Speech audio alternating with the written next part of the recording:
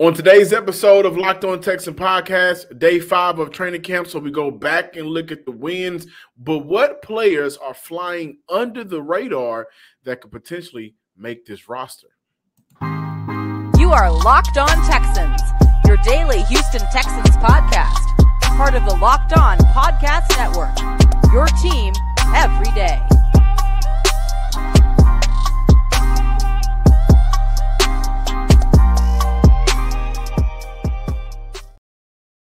Welcome in, everybody, to a two-piece Tuesday episode of the Locked On Texans podcast, a part of the Locked On Podcast Network, your team, Monday, Tuesday, Wednesday, Thursday, Friday, every day. If you are new to the Locked On Texans podcast, I know y'all see the bottom of the screen. Make sure you subscribe, like, and comment to the Locked On Texans podcast on YouTube and follow us on Twitter, now known as X, at Locked On Texans. But if you are our returning family, we know that you know that I know that we know we wouldn't be able to do this without you guys. So thank you guys for coming back for another day. I am your Texans football analyst, John, some sports guy Hickman, and of course, joined by Cody Davis, credential media member covering your Houston Texans, also Houston Rockets, writer for Sports Illustrated, one of the men that does not sleep. And Cody, before we get started, by the way, guys, to kind of take you with us to training camp, right? I would just probably classify it as very hot outside. Very hot outside. And the Texans franchise, guys, they do a great job of making sure that they have everything needed to be hydrated. You got the fancy water, got some good Gatorade, right? You got places where you can go stand and cool off. They do their job. But it seems like the moment you walk back out of those tents where you can kind of cool off, and the moment that last sip of water is gone, the heat kicks right back in. But it was hot for the Houston Texans at camp. Day 5 of practice on Monday, Cody. Let's dive into it. What were your training camp wins to kick off Monday? By the way, first day in pads. The hottest person on the field Monday morning was Davis Mills. And look, I hate saying that there is a quarterback competition, but Monday was the very first day where Davis Mills looked like he was not only quarterback one, but he was the best quarterback out there on the field. And for those of you guys who don't know, 5 days into training camp, if you ask who has been the most talented quarterback, of course, it's CJ Stroud, because we see the potential that that young man has. However, if you ask who has been the most consistent quarterbacks, who has been out there completing the most passes, surprisingly, it's been Case Keenum, but on yesterday, the most talented, the best, the most consistent, the most efficient was Davis Mills, especially during the first half of 11-on-11 drills. He looked very fluid. John, I believe it was on Thursday's installment of this podcast, I joked around how Davis Mills was going through his reads extremely fast, and that was part of the reason why he had walked away from that day with 2 interceptions. However, it seems like he's starting to match his decisiveness with his speed. And when I tell you, that made for a very good, efficient day for Davis Mills, for the Houston Texans offense. That is saying a lot. And I know everybody is raving about Xavier Hutchinson and that big catch that he had. I think it was for over 25 yards. That came from a beautiful pass from Davis Mills, and he placed it directly in Hutchinson catch radius. So that was a really good day for Davis Mills. Can I mention something? Because I feel like with the first day of it being passed, guys actually to get physical consistently with one another, mentioning how Davis Mills dropped it in the breadbasket of Xavier Hutchinson. Cody, I feel like you just have to pivot to if that was a real game, your number 3 overall pick that this team traded up for, who's been on fire doing training camp, Will Anderson would have had the sack. one of many that we've seen so far during training camp. I feel like that's the best way to pivot. Am I lying, or what am I doing here? What's going on? No. You telling the truth. That has to be a win. Yeah, exactly. It's a win. And that's one thing I would say going back to Davis Mills as well, because with this being the first day of pads, yes, the play was a little bit more physical. However, Davis Mills also did good in the red zone. And I love the fact how Davis Mills used his legs on several occasions when that pocket started to collapse, whether it was Malik Collins, whether it was Will Anderson Jr., or whoever the case might be. When that pocket started to collapse, Davis Mills used his legs to extend plays. So, John, that was a win-win. I'm glad that you mentioned that, because I did have that in my notes to highlight how Davis Mills used his legs in the red zone. And once again, he looked good, which means the Texans offense looked good. The second win of the day goes back to what you and I talked about on yesterday. Blake Cashman. For the second day in a row, that young man has left NRG Stadium as a major bright spot for this defense, because he recorded his second interception in a 24-hour span on the very first play of 11-on-11 drills. And, of course, that interception came from C.J. Stroud. We're going to get to C.J. a little bit later. But, John, once again, Blake Cashman is really making a name for himself. And I've noticed this. Yesterday was the very first day that he was running with the first team. Now, I don't know if that was because Christian Kersey hasn't been out there over the last 2 days, but when you consider the fact that Blake Cashman has looked really good since the start of camp, and Christian Kersey hasn't been there, he is really starting to make a name for himself. And every single day, he is getting more and more reps with the first team. And by far, my favorite part of the day, a big win. Maybe he ran across the podcast on yesterday when you called him somewhat of a concern. But Derek Stingley Jr., man. Pick six. Came away with the pick six, man. And look, first day of pass, he was one of the defensive backs who was out there looking real aggressive. Pick six, that came from a pass attempt from C.J. Stroud. I believe he was trying to target Nico Collins doing the 11-on-11 play. I love how the fact he read it right, and after he made the interception, he was able to score the pick six, and he definitely showcased that 4.37 speed that had everybody saying, you know what? Derek Stingley Jr. also has some speed to him as well. The best thing that I loved about Derek Stingley Jr. was the fact that we did get an opportunity to talk to him after practice. And he actually talked about how the new defensive scheme under Coach D'Amico Ryans is actually playing to his best attributes. I get to be at the line of scrimmage. I get to be off. I'm doing everything. So I feel like I'm around the ball a lot more. More plays to be made, so we'll see. So once again, for at least the third consecutive day, the Houston Texans defense has been the story of training camp. John, my favorite part was Derek Stingley Jr., but it seems like you was really hype on the Will Anderson. Yeah, so this is why I'm loving what I'm seeing out of Will Anderson right now. Number one, of course, the franchise did give up a lot, regardless of whether you agree with it or not. Mm-hmm. I'm one of those guys, and I think Cody as well. We both agree with why they did it, but they gave up a lot to get that young man. And before pad day, right? Like, the days prior to Monday, where they put on pads, where they were basically in jersey and t-shirts and shorts, you still saw Will Anderson get active. You've seen him more twitchier than I thought he was, and it looks like he's becoming a better. I'm not going to call him a pure pass rusher, but his ability to rush the quarterback, which was something that I thought he needed to improve on, that looks a whole lot cleaner. But, guys, if this was a real game, I first got out there on Friday, then came back on Sunday, then been able to keep up ever since then. Will Anderson would have 4 sacks right now and multiple run stops in the backfield. And what I'm loving, what I'm seeing, like, Will Anderson wants to actually hit a quarterback. You know when you see a guy pull up and he's like, ooh, if you wasn't my boy. Right? When you slap boxing and you get a little too serious, you say, you know what, if you wasn't my boy. That's what I'm seeing out of Will Anderson. Like, I thought he was going to at least push Davis a little bit when he dropped that pass off. And you could see him pull up and like, I want to get it.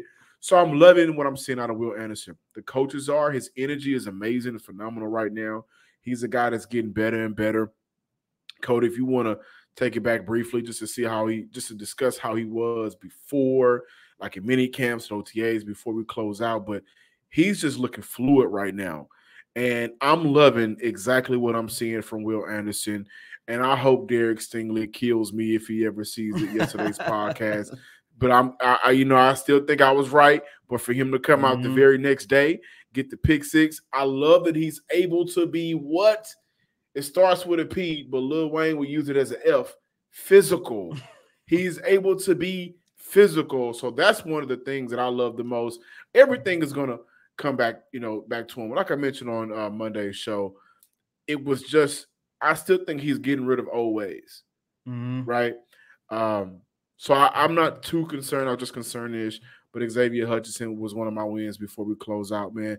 Guys, if you go back to his time at Iowa State, he was known for some of those bigger plays. But in between 10 to 20 yards, that's where Xavier Hutchinson, of course, this is college we're talking about, but that's where he got his bread and butter in for Iowa State last season.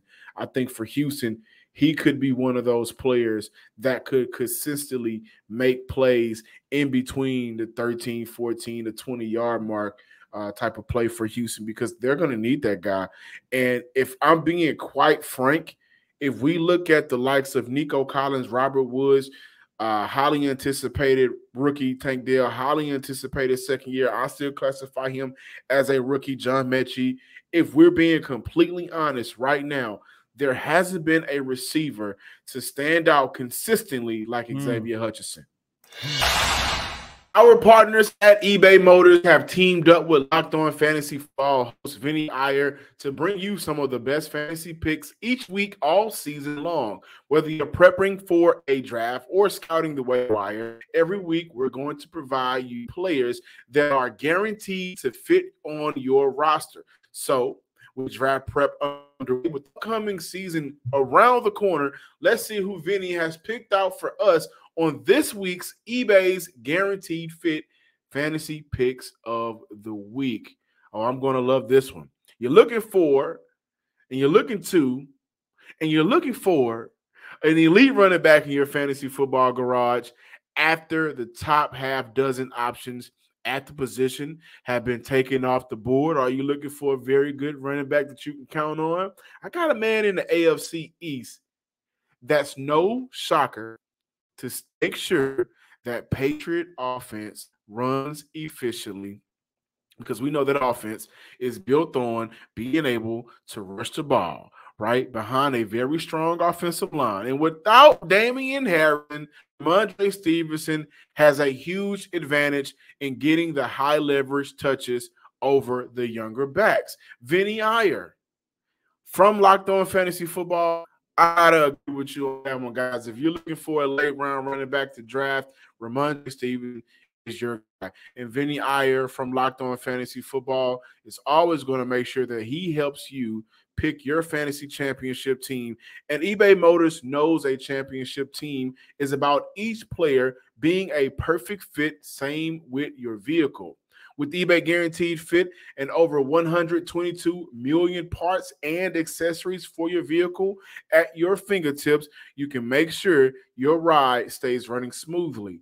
Air filters, brakes, batteries, taillights, alternators, shocks, struts, you name it, eBay Motors has it. And they'll make sure it's the right fit for your car the very first time, because eBay Guaranteed Fit helps you understand exactly what part you need for your vehicle the first time. For parts and motors, for parts and accessories that fit your vehicle, just look for the green check. Use the right part, get the right parts, the right fit, and all for the right prices at ebaymotors.com. Let's ride. eBay Motors Guaranteed, only available to U.S. customers. Eligible items only. Exclusions apply. Welcome back in, ladies and gentlemen, to this Tuesday installment of Locked On Texans. Today is day 6 of training camp, and I do want to take this moment just to highlight a few guys who have fallen under the radar so far at training camp. And one of the guys that has been catching my eyes, not only at training camp, but ever since the start of mini camp and OTAs and rookie mini camp, is a friend of the show, Jared Wayne. Some of you guys might remember, had an opportunity to talk to him, and we somewhat broke some news because he was drafted by the Toronto Argonauts. I believe that was the name of it, in Canada, and had an opportunity. He had to decide whether or not he was going to go to Canada or whether or not he was going to sign with the Houston Texans as an undrafted free agent, and of course signed with the Texans. And ever since camp, this young man has really looked good. Wayne has looked good in the passing game. And John, I know this is something that you have been talking about a lot, especially considering what Bobby Sloyd is going to carry over from San Fran. But you have a big body wide receiver who has actually been looking really good in run blocking as well. So on yesterday, had an opportunity to catch up with Jared Wayne fresh off the practice field. Hope you guys enjoy. All right, so those of you guys who probably don't remember, standing here with Jared Wayne, had an opportunity to talk to him a couple months ago when he signed as an undrafted free agent with the Houston Texans. As you see here in training camp, Jared, how you been, man, since the last time we talked? Great, thank you. It's a blessing to be out here, blessing to be a part of this organization, and I'm just beyond grateful to be here.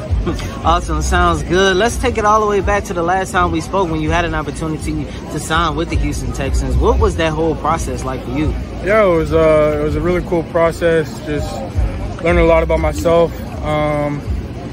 Just trying to be the best that I can be on and off the field. That whole process, I was just locked in on getting better.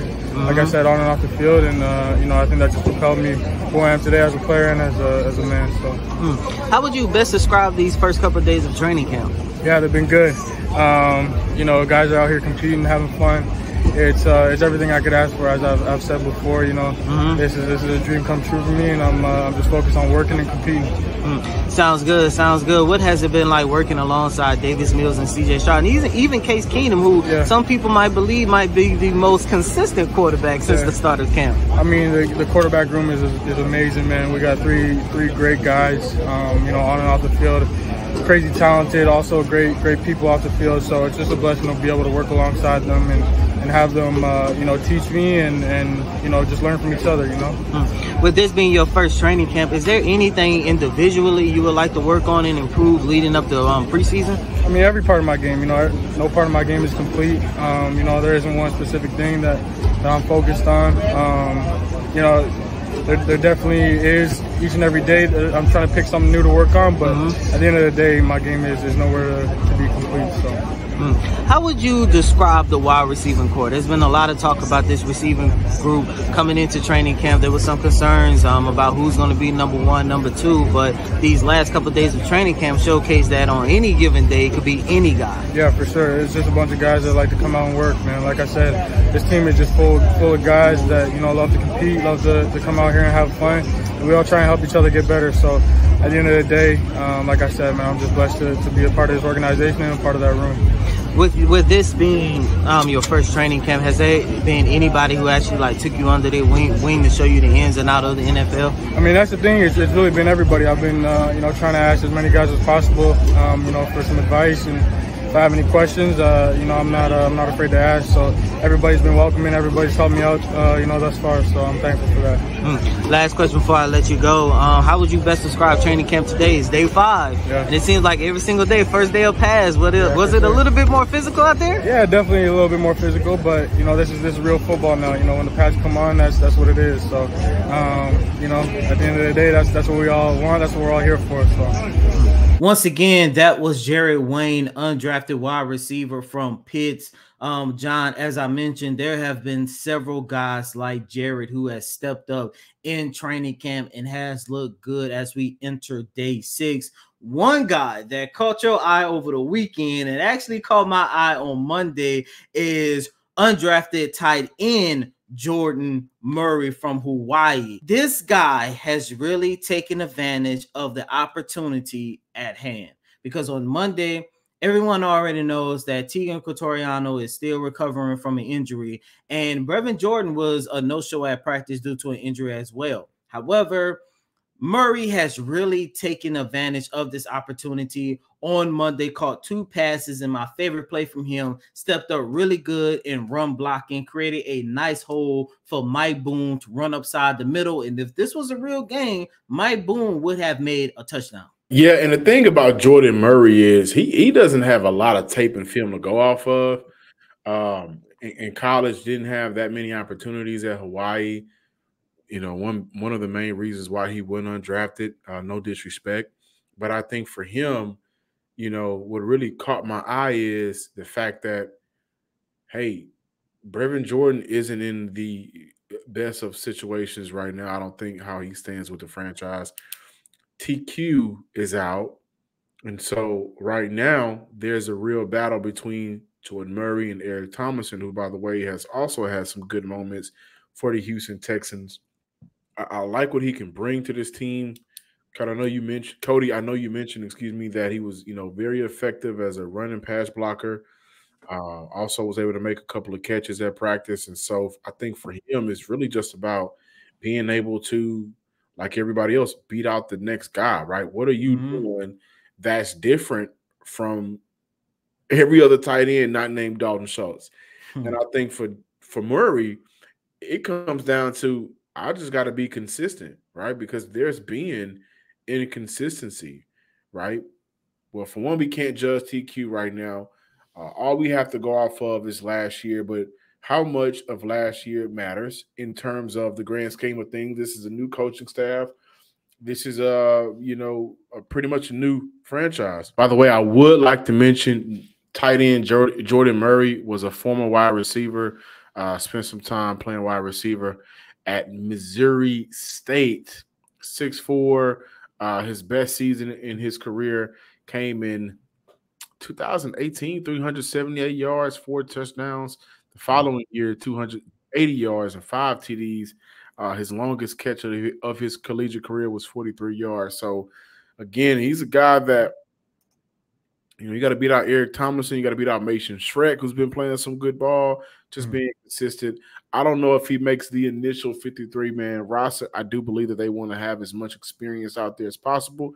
But I would love if Houston kind of kept him, just like Jerry Wayne, honestly, just put him on the practice squad and allow them the opportunity to get better, and get better.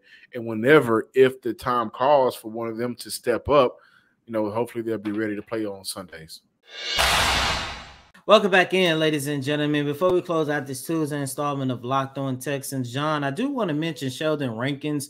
I know that's not a name that's like has fallen under the radar. However, Monday marked his second day of training camp. However, 2 days into practice, you can already tell that Sheldon is definitely going to make a difference on that defensive line, especially at stopping the run in 2023.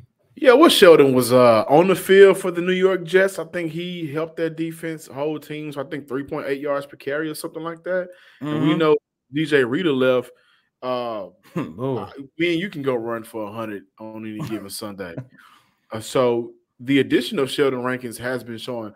And what I love about it the most, guys, is him and Malik Collins together, they kind of set the tone for the rest of that defense. Right. So haven't had much of an opportunity to really observe and evaluate John Grenard like I would want to. Will Anderson's been playing some good ball. But when you look at the addition of the Sheldon Rankins, when you look at the addition of Denzel Perryman, like we've talked about guys where it's kind of flying under the radar. They had a good day. But one thing that I think Houston is going to have this year is some good depth. You're not going to have guys playing too many snaps. Right, because Kurt Henderson and Roy Lopez look good.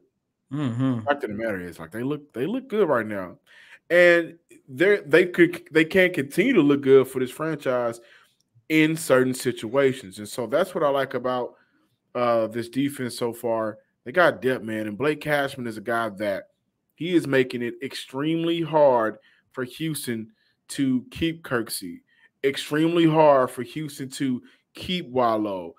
We haven't talked about Corey Littleton, and at this point, like you look at Littleton, you look at Neville Hewitt, what he's been able to do in the last couple of days of practice, he's going to make it very harder on this franchise to say, well, we can pick this guy over him, because he's been showing up and showing out, which is something that D'Amico Ryans has consistently said. The best man will be on the field. I also want to look at this. When we look at the quarterback competition, Davis Mills did have a very good day, right? Mm-hmm. CJ Stroud did not have a good day. By far his worst of training camp as of right now. By far, right? But here's the thing about quarterback competition. It's a quarterback competition when you have Andy Dalton and Jameis Winston as your quarterbacks. It's a quarterback competition when you have two vets as your quarterback. It's not a quarterback competition, guys.